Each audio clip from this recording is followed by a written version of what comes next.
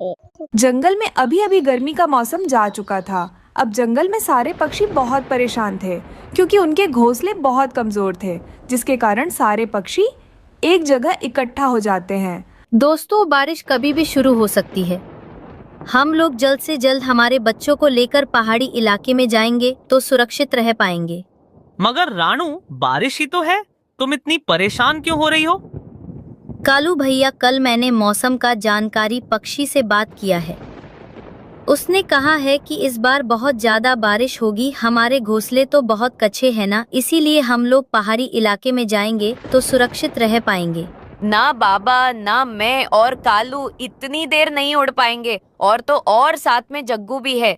इतनी देर उड़ेंगे तो हमारे पंख बहुत दर्द करेंगे। तुम जाओ, हम लोग तो आराम से घोंसले में रहेंगे। रानू, जल्दी चलो, बारिश कभी भी शुरू हो सकती है। यहाँ पर ही रहेंगे तो मुश्किल में पड़ सकते हैं। हाँ रानू, जल्द से जल्द चलो। इस बारिश में इतनी देर हम लोग नहीं उड़ पाएंगे। अब निकलेंगे तो वहाँ पर जल्द से पहुँच सकते हैं। कालू और गोरी, हम लोग जा रहे हैं। अगर तुम आना चाहते हो तो पहाड़ी पर आ जाना। कालू और गोरी तो रानू की एक नहीं सुनते और वो वापस अपने घोंसले पर चले जाते हैं। दूसरी तरफ सारे पक्षी अपने सामान और अपने बच्चों को लेकर उस पहाड़ी इलाके पर निकल जाते हैं। कालू और गोरी अपने घोंसले पर आराम से बैठे हुए थे, मगर उनके घोंसले जगह जगह से टूटा हुआ था। अरे गोरी, अच्छा हुआ कि हम लोग रानू के साथ नहीं गए।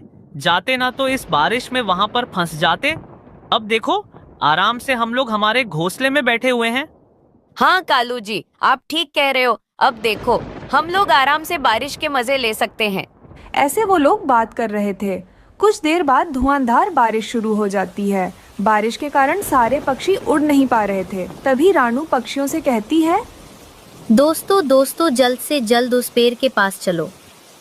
बारिश बढ़ चुकी है, अब हम लोग उड़ नहीं पाएंगे। इस तरह सारे पक्षी उस पेड़ के पास आ जाते हैं। दूसरी तरफ बारिश के कारण कालू और गोरी का घोंसला जोर जोर से हिलने लगता है। अरे कालू जी, हमारा घोंसला तो हिल रहा है। अब हम लोग क्या करेंगे? अरे गोरी, जल्द से जल्द तुम जग्गू को लेकर बाहर निकलो, वरना ये घोंसला कभी भी टूट सकता है। इस तरह वो लोग जग्गू को लेकर अपने घोंसले से बाहर आ जाते हैं। दूसरी तरफ सारे पक्षी रानू पर बहुत गुस्सा हो रहे थे। अरे रानू, हम तो तुम्हारी बात सुनकर इस बारिश में हमारे घोंसले छोड़कर यहाँ पर आए। अब तो हम लोग पहाड़ी इलाके पर कैसे जाएंगे? इतनी बारिश पर तो हम लोग उड़ भी नहीं पाएंगे। हाँ रानू, कीकी को तो बहुत भूख भी लगी है।